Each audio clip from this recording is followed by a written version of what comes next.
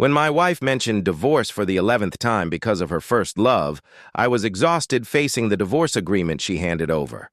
I took it calmly and wrote down my name. She hesitated. "What trick are you trying to play this time? I'm telling you this isn't a joke. Once you sign, we're getting divorced." I glanced at the photo on my phone, the bed photo her first love had sent, and smiled with relief. I've thought it through clearly. Let's end this here. Camila stared blankly for a long time as she watched me sign the divorce agreement without hesitation. "Are you sure you've thought this through?" There was an indescribable emotion in her voice, and her gaze was unusually complex. "I'm warning you. I'm not kidding. Don't regret it after the divorce. I don't have time to play house with you." I looked steadily at her. It seemed that ever since we got married, she had always worn a sullen expression, never happy. I had almost forgotten what she looked like when she smiled. Come to think of it, it made sense. After all, I had been the one clinging to her, refusing to let go of the marriage. Before, she must have been thoroughly annoyed with me, so it was only natural she didn't treat me kindly. Under her shocked gaze, I slowly took off my wedding ring and tossed it onto the table. "I've made up my mind, Camila. Let's get divorced." Camila frowned even deeper. "I'll ask you one last time, Nathaniel. Are you absolutely certain?" Her tone was thick with warning. I knew she was warning me not to go back on my word. After all, her first love, Henry, had already bragged to me more than once that they would move abroad together after our divorce. But instead of feeling angry, I felt a strange sense of relief seeing her resolve. Because in the past I would have done anything to hold on, but now I just didn't care anymore. "Camila," I said, stepping forward to gently take her hand. Just as she began to look triumphant, I called her name one last time affectionately. "Camila." Camila smiled smugly. "I knew you—" But before she could finish, I had already removed her wedding ring. Her pupils dilated in shock. I picked up both rings and tossed them into the trash can. 5 years ago, I had placed that ring on her finger with all my love and enthusiasm. 5 years later, I was taking it off. A beginning and an end, I supposed. From this moment on, our 5-year relationship was finally over. "Finally, it's over," I said calmly. In truth, I should have known our marriage was doomed from the start, but I was young then, thinking I could prolong the inevitable day by day.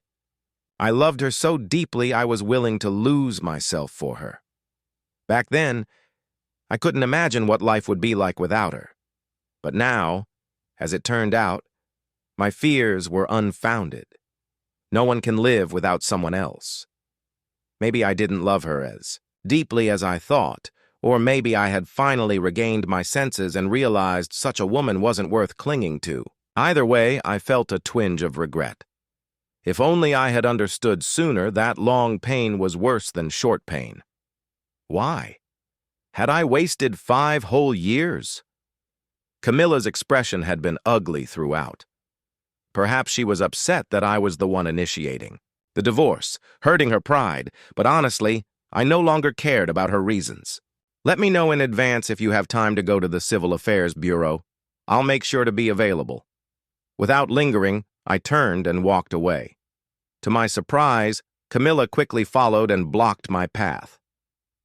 "Nathaniel, what scheming are you up to now?" I couldn't help but laugh bitterly. Even now she was still worried, afraid that after agreeing to the divorce, I would cause some kind of trouble. But the truth was, I had no energy left for games or plots. I was simply letting her go and letting myself go.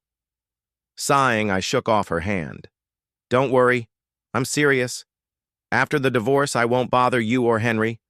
Go abroad if you want. I have no intention of chasing you across the world for this." "Abroad? When did I say I was going abroad?" Camila looked confused. I wondered if she was so happy I had stopped clinging to her that she'd forgotten her plans with her first love. But it wasn't my place to remind her. "Go back, Camila," I said with a shake of my head. It's time for me to start a new life, too. Camilla's eyes widened as she stared at me intently. Why? Why are you agreeing so easily this time? Nothing. I'm just tired, I replied calmly. But suddenly her tone turned irritated as if she remembered something. Is this just because of one meal? One meal? So she did remember. When we got married, I had no idea Henry existed. I thought meeting such a beautiful wife and falling in love was fate. But after Henry appeared in our lives, I realized how pathetic my delusions were. I still remember the first time we met. The moment he saw me, Henry smiled as if we were old friends. I've heard so much about you from Camilla. She says we're alike. Since I'm finally back from abroad, I thought we had to meet. As he spoke, he extended his hand. Hi, I'm Henry, Camilla's good friend. Thanks for taking care of her all these years. Froze, unable to react. In his tone, I heard a clear declaration of ownership. But Camilla seemed completely unfazed, greeting Henry warmly. She even opened the premium Tiggin tea I'd planned to give my father as a return gift, brewing it carefully for Henry. Henry smiled as he took the cup, but I saw him secretly brush Camilla's hand as he did so. Though she pulled away quickly, the shared smile in their eyes was dazzlingly harsh. Wow, Camilla! After all these years, you still remember my favorite tea. I recall you said this tea was amazing when we went traveling. I've remembered it for years. They chatted endlessly about their past, the past that had existed without me. Standing there, I felt entirely out of place. At that moment, I suddenly realized our marriage was in serious crisis. That night was also the first time we had such a fierce argument. In Camilla's eyes, my dissatisfaction with her ambiguous behavior toward Henry was nothing but unreasonable jealousy.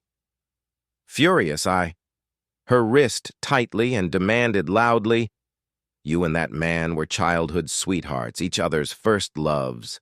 You kissed, hugged, and even planned to get married in a country where divorce is illegal.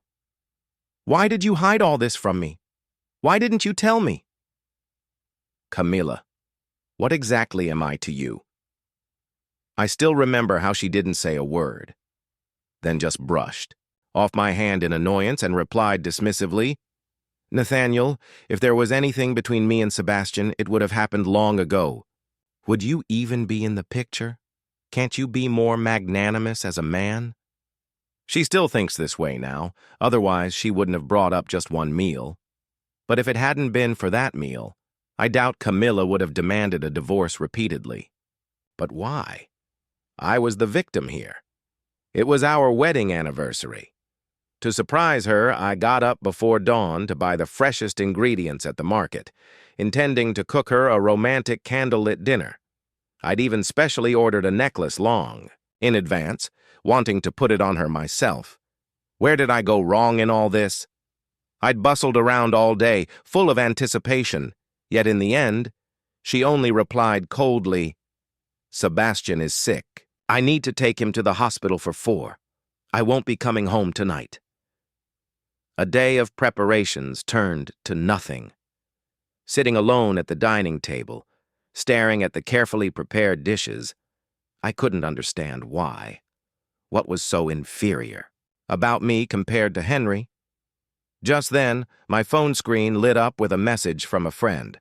Happy anniversary! I know you're being lovey-dovey with your wife, so I won't disturb you. I really envy you for having such a loving wife. But paired with my loneliness at that moment, the message felt deeply ironic. Camilla returned home exhausted the next morning. Seeing the cold food on the table, she froze for a moment before criticizing bluntly, I told you not to wait for me.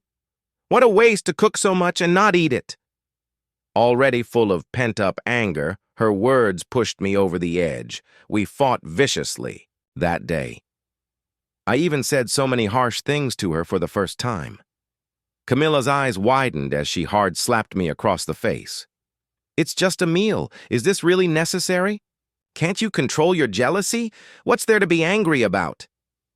I ignored her stubbornly, pressing.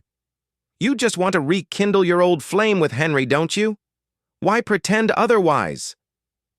Nathaniel, are you out of your mind? Camilla roared at me, furious. After the heated argument, we both fell silent. Sitting on the sofa, I took many deep breaths before deciding to lower my pride and talk things out. But just then, she spoke first.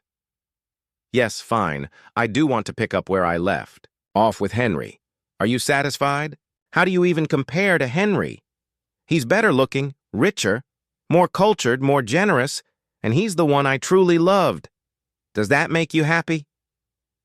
They say those closest to you know best how to hurt you. That couldn't be truer. Camilla's words made me feel like I was on a guillotine, every syllable a blade slicing through my flesh. Life with you is so boring, Camilla panted, her voice looking at me with cold indifference. It's just a meal, and you're making such a scene. You're exhausting me. If we can't make this work, let's get a divorce. In the end, she stubbornly blamed everything on one meal. She never seemed to understand it had never been about the meal. From that day on, she handed me divorce papers 10 times in a row. Each time she placed them in my hand, she'd sneer, "This is all your fault, Nathaniel. We're at this point because of you. We were never compatible. This relationship was a mistake from the start. If I'd known you were such a petty man, I'd never have married you." Everything seemed to trace back to that meal. Now Camilla was bringing it up again. Answer me. Was it really just because of a meal? When I stayed silent, she pressed again, determined to get an answer. But what did it matter? Even if I poured out every thought in my heart, she'd only see it as me picking a fight. After all, she'd never held a place for me in her heart. For our dying relationship, the reason for our breakup no longer mattered. But I knew why she kept asking. She just wanted excuses to pin all the blame on me as we parted. Yes, that's right. Just because of a meal. I smiled and played along with her narrative. Camilla froze, standing there dumbfounded. She opened her mouth as if to say something, but no words came out. I didn't know what she wanted to say. I just looked at her calmly. Our eyes met, and after a long silence, she spoke. You don't have to leave. The house is yours anyway. With that, she started packing her luggage. I'll move in with Sebastian. We'll go to the Civil Affairs Bureau tomorrow morning. Strangely, I felt a flicker of relief. I'd wondered if hearing her mention that man again would make me jealous or sad. Thankfully, I felt nothing. Okay, what time tomorrow? At my words, Camilla, who'd been packing, suddenly stopped. After a pause, she angrily threw the suitcase to the floor. She turned to look at me, her gaze a mix of accusation and reproach, clouded with emotions I couldn't read.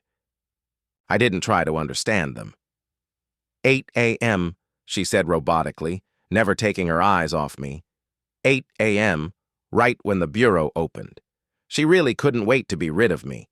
My heart felt icy, not from loss, but from feeling my past self had been worthless. I felt my sincere efforts in the past had been worthless. All right, then. See you at the Civil Affairs Bureau tomorrow. I nodded calmly. Is there anything else you haven't packed? If not, I'll call Henry now to pick you up. Nathaniel.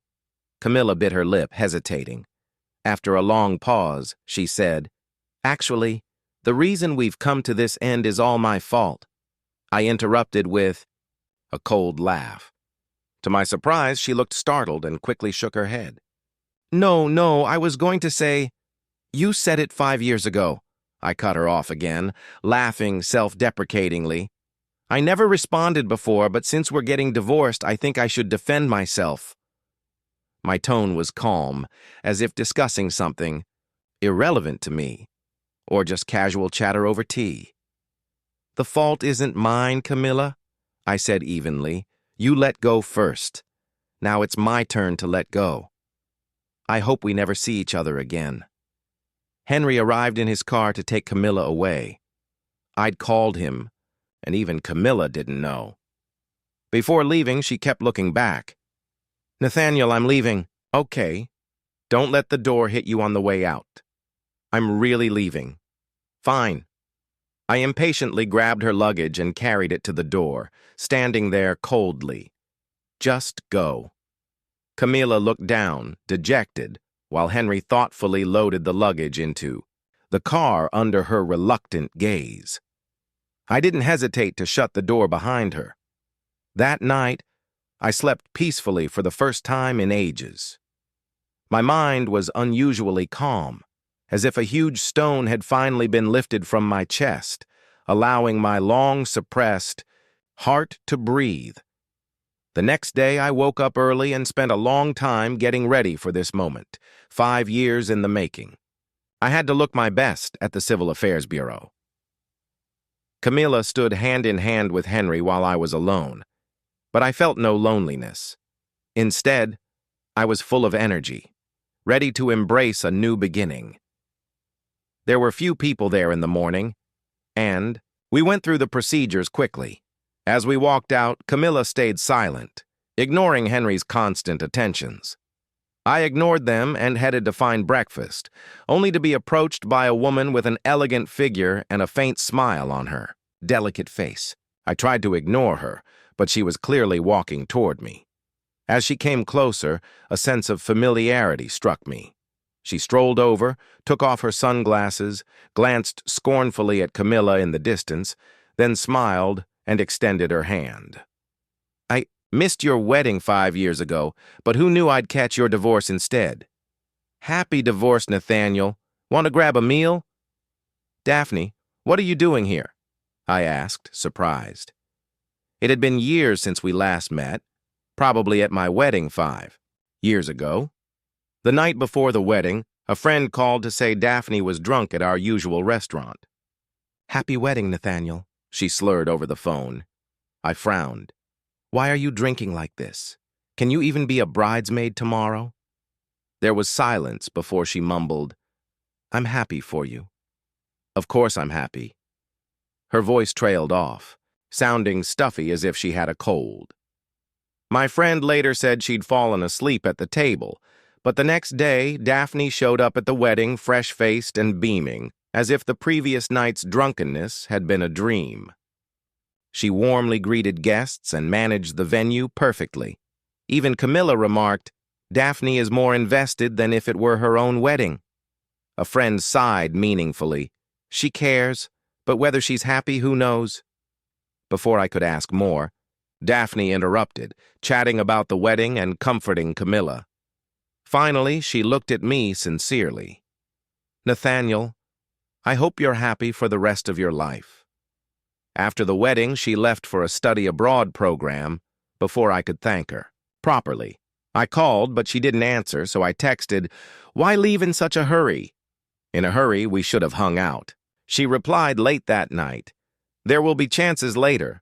But 5 years passed and she stayed abroad while I was consumed by my failing marriage. Now, facing her cheerful smile, I felt dazed. Dreaming? It's only been 5 years. Have you forgotten me? Daphne teased, pinching my nose. "You're such a heartless man, Nathaniel." I snapped back to reality, delighted. "Why didn't you tell me you were coming back? I would have picked you up at the airport." Satisfied by my genuine surprise, she asked, "What? Not welcome? Should I go back to the airport so you can pick me up properly?" I laughed. "By the way, why are you here?" "Just a coincidence." She shrugged. "Guess we're destined." Camilla eyed Daphne wearily, though she said nothing. The hostility in her eyes was obvious. Just then, Henry's phone rang, and he stepped aside to answer it, leaving Camilla staring at us.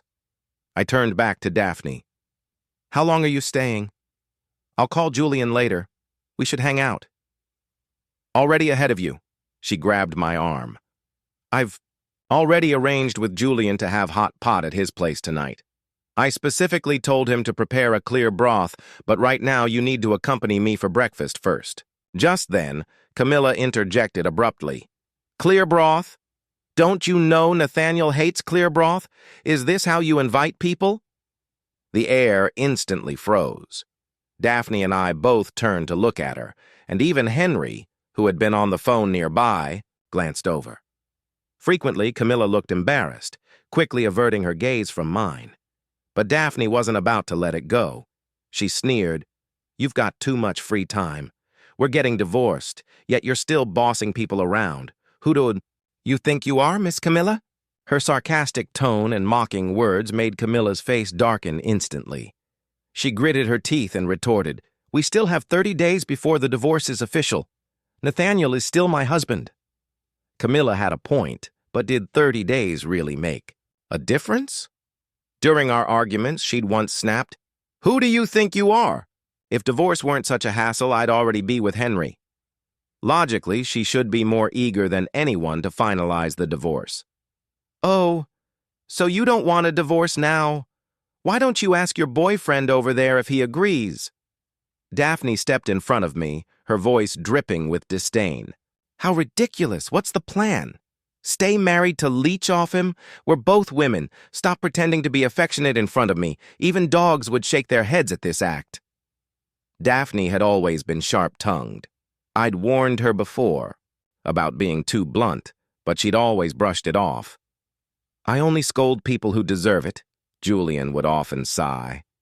"It's nice being a woman. If I talked like that, I'd get punched." 5 years later, her bluntness hadn't changed a bit. After her tirade, Daphne secretly glanced at me, nervous, but instead of being upset, I smiled. Who said men must tolerate women endlessly? Who said men must be magnanimous about everything? In this failed marriage, I tried to stay. Rational, but I was exhausted. Now that someone was standing up for me, why would I blame her? Just then, Henry walked over. He'd clearly heard the argument, but acted indifferent, choosing to ignore it. "Sorry, Camilla. I have work at the company. I can't drive you today," he said flatly, without a trace of emotion. Camilla stared at Henry in disbelief, but he didn't even spare her a glance before turning and walking away. "Tsk, tsk. The legal spouse got dumped, and the mistress ran off too. How pitiful." Daphne clicked her tongue, her tone dripping with sarcasm. Camilla's face turned bright red with anger. I'd never seen her so disheveled. In the past, she'd always embarrassed me, losing her temper in public and even criticizing my elders at family gatherings. She'd never cared about saving face for me in front of friends, but for 5 years I'd never complained. Now, though, I no longer had to coddle her feelings. "Daphne, I know exactly what you're up to," Camilla glared at Daphne venomously. "Oh, wow. Has Miss Camilla mastered mind reading in 5 years? Daphne mocked. "Lucky for me. Why don't you guess if I'm thinking about slapping you to vent or taking advantage of the situation to be with Nathaniel?" As she spoke, Daphne deliberately grabbed my hand and waved it in front of Camilla. "What about me?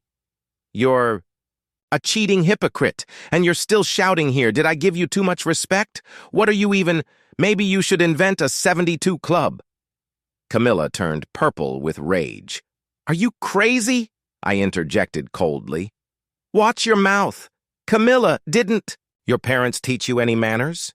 Camilla looked stunned, but she started, "I didn't hear it before, but I hear it now." I cut her off. Camilla fell silent while Daphne grinned triumphantly, leaning on my shoulder to stick out her tongue at Camilla. "Asking for trouble? Serves you right." I didn't bother lingering and led Daphne away. Before leaving, Daphne turned back to warn, "Listen up, Camilla. Nathaniel is kind and tolerant, but I'm short-tempered.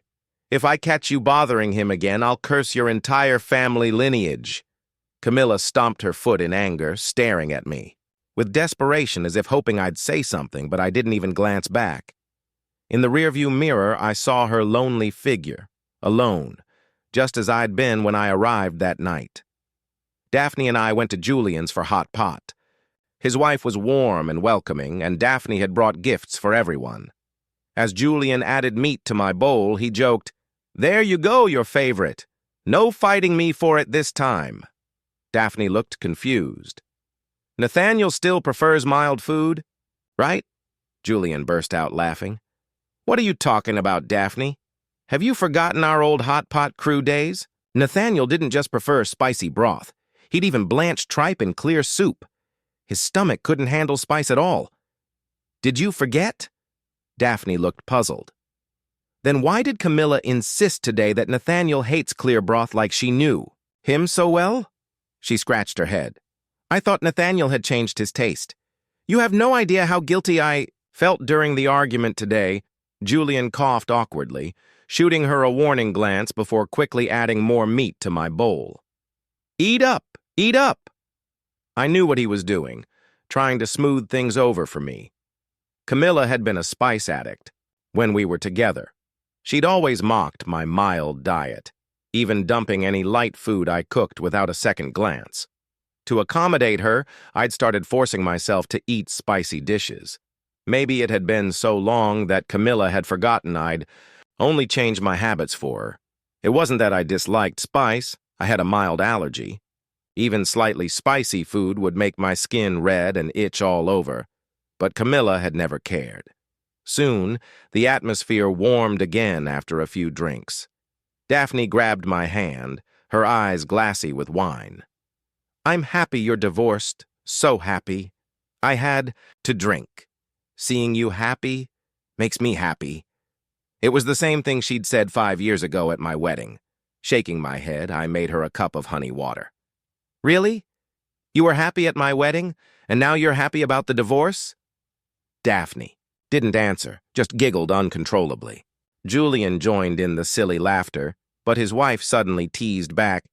Then it was fake happiness. Now it's real. As she cleaned up, she added, It's getting late, Nathaniel. Why don't you walk Daphne home?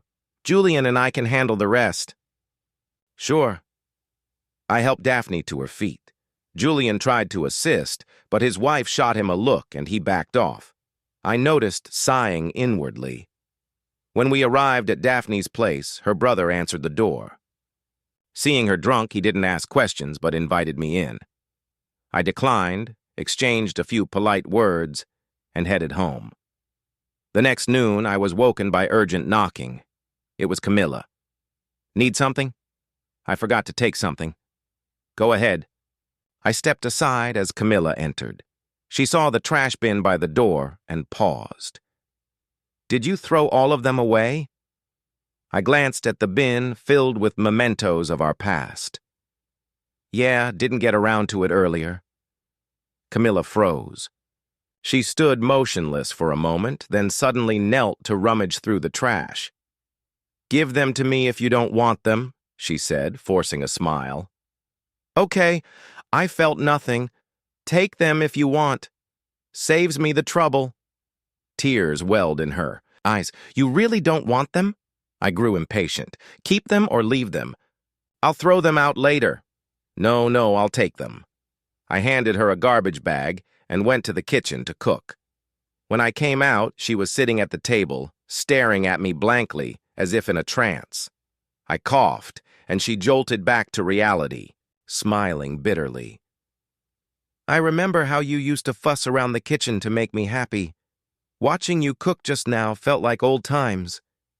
I cut her off. Did you find your things? She paused, looking down. Yes. Anything else left? No. Then is there anything else? I asked bluntly, practically chasing her out. Her eyes widened. Can I stay for dinner? No, I refused firmly. You should go. She smiled sadly in such a hurry to get rid of me. Yes. She stared at me longingly before. Leaving with 2 garbage bags at the door, she turned back as if mustering courage. Actually, when I gave you the divorce papers the other day, I didn't. Before she could finish, Daphne's voice interrupted. Didn't what? Camilla frowned at the sight of her. What are you doing here? Funny question, Daphne shot back. What are you doing here? They started bickering again, but Camilla gave up quickly and stormed off. Daphne smiled and sat at the table eating alone. Mind sharing? I laughed. Want a bowl? Absolutely, she exclaimed. Haven't tasted your cooking in ages. I served her rice, and she sighed contentedly. You're still amazing. Whoever marries you will be lucky. She'd always been generous with praise, the emotional backbone of our group. Who knows about whoever, but you're lucky now. Her eyes crinkled into crescents. I want to be lucky forever. How about marrying me? You need a partner, and I'm being pressured to marry. We could make it work. Then I'd get your cooking every day. Her tone was playful, but when I met her gaze, her eyes were blazing, far from a joke. I froze. Daphne burst out laughing. Kidding? Did I scare you? She bit her lip, her smile strained, her telltale sign of lying. I understood. Can't take a joke, she said nervously. Sorry, I shouldn't have teased. We'll still be friends, right? I knew how hard it was to compromise for someone else. Her smile stayed, but I saw her red-rimmed eyes. Let's change the subject, I said. Tell me about your 5 years abroad. She stared at me for a long time before nodding. Okay? We talked from dawn to dusk, tireless. As night fell, I walked her home. Alone on the couch, I wondered how to respond to her earlier words, how to navigate our relationship now. Daphne was a good woman, but I couldn't dive into a new relationship so soon after the last. I stayed up all night. In the days that followed, we tacitly avoided the topic, pretending it never happened. Soon, the 30-day cooling-off period ended at the Civil Affairs Bureau. Camilla stopped me at the door. Nathaniel, don't you have anything to say to me? Hope flickered in her eyes. If you just say, hurry up, I interrupted. I'm meeting Daphne and Julian for lunch later. At the name, Camilla's face fell. Again with Daphne? What about it? She frowned. Did you get divorced for her? I laughed. You were the one who asked for it. I was just impulsive. Impulsive? I shook my head. 11 times she'd asked for divorce, all for Henry. I wasn't a fool or a doormat. I'd agreed finally, and there was no going back. Why bring this up now? I said coldly. Let's go, I'm in a hurry. But she didn't move. Nathaniel, we don't have to... What? I raised an eyebrow. You still have feelings for me? She flinched, then pretended nonchalance. Of course not. She'd never admit fault then, or now. Fine by me. It saved me the breath. Let's go. 10 minutes later, I held a red divorce certificate. From then on, Camilla and I were finally done. Before leaving, she called out to me again. What if I hadn't given you the divorce papers? Would you... I'd still have divorced you, I finished. For her, she paused, then asked, what if Sebastian and I had never reunited? She knew the truth. Our divorce stemmed from Henry's return, but we both knew even without him, there would have been Lucas. Sebastian, a cracked egg, always attracts flies. I didn't answer, walking away. When I arrived at our meeting spot, only Daphne was there. She looked awkward. Julian had an emergency, so if it's inconvenient, we can reschedule, she said cautiously, not her usual carefree self. That's when I realized I couldn't keep avoiding the issue. No, let's just eat together. I pulled her to sit, setting her utensils neatly. She kept her head down, daring not to meet my eyes. Daphne. I hesitated, then asked, am I really your type? She spat out her water, cheeks flushing bright red as she scrambled to wipe the table under curious stares. What? What are you talking about? I waved my hands.